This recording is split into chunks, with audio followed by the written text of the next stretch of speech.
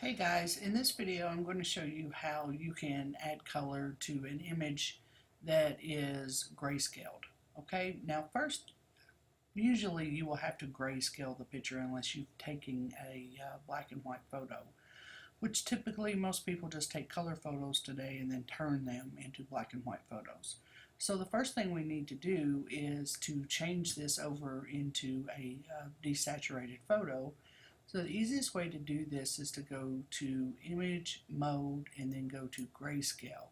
Now you'll get this little error box that'll pop up and it'll say discard color information to control the conversion, use image adjustments black and white. And you can do that. You can use the image adjustments black and white, and it does a much better job really than grayscaling does. But just for to be really quick about this, I'm just going to say discard, and then you can see it discards all of my color information. Now what I will need to do if I wanted to add color back to one of these is create a new layer right above that background layer, and then I could get my paintbrush and start painting on there. I have the paintbrush there, and I'm going to zoom in. But the first thing I need to do after I've turned it to grayscale is now turn it back to color, because if I don't, then I'm only going to have the option of painting in gray, 256 shades of gray. Alright, so we want to go back to Image, Mode, and then change that to RGB is for, well, RGB is for screen color, CMYK is for printed color. Goodness, my mouse isn't working very well today. Let's try this again. Okay, I'm just going to go with RGB color. Ask me if I want to flatten. Yeah, don't flatten, okay, because I already had layers there. And then now I can choose a color. So let's go with a nice pink here, a little soft pink. And then I can just start coloring in here. Now this is where your blending modes are also going to come in good. I'm just going to go ahead and change my blending mode to probably like overlay, and then I can just start painting around through there. My mouse is skipping all over the place today. So that's one way of doing it. Another way would be to, make a selection of the petals, use the bucket tool, fill it full of color, and then change the blending mode on that.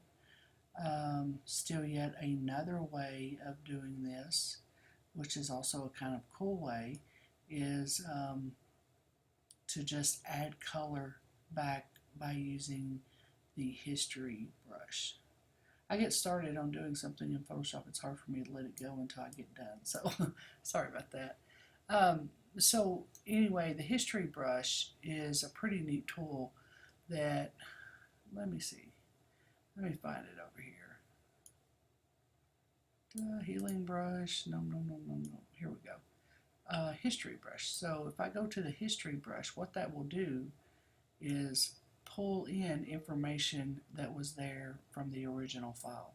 So I can just click over that, any area, and it starts bringing it back to its original state. Now notice I haven't saved. I've not given my file a file name or anything since I changed it from grayscale and desaturated it. Okay? So I can bring all that original color back to whatever area I want to. Now that's just a really cool way of doing it. However, if you're wanting to change the color, then that's not going to work for you. But that's the quickest way to add color back. And notice on these, they were actually red. And this works with your brush sizes too. So the brackets, left bracket makes it smaller.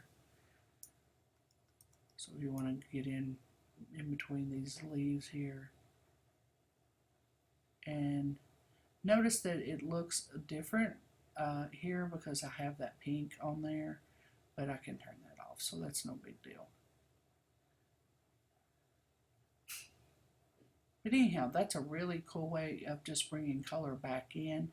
Now, it will not work if you have resized your canvas at all. So don't change the resolution, don't change the width, height, or anything like that. if you're planning on using the history brush tool. It needs to be the same size as what the original was, okay? If not, you'll get a big error saying, sorry, cannot do this, and then you'll be like, oh man, now I have to go back and do all this again. So, alright, so anyhow, I'm actually painting on that pink, so I can't take it away. I should have created a new layer above that, and then I could have just thrown that pink layer where I painted away, and it would have worked fine. Alright, I hope this helps you all. Lots of neat ways of adding color to photos, and here are just a few more. Let me know if you have questions. Thanks.